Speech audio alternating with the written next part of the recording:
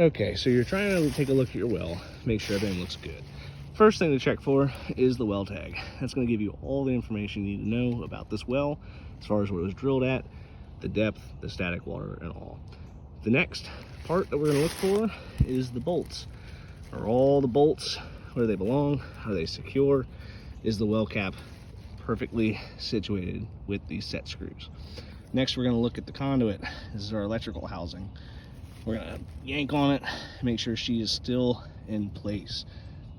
Next, we're going to look around at the base of the well casing, make sure that there are no cracks, holes, or any kind of spots that bugs, dirt, grass clippings, any other things could get into the well.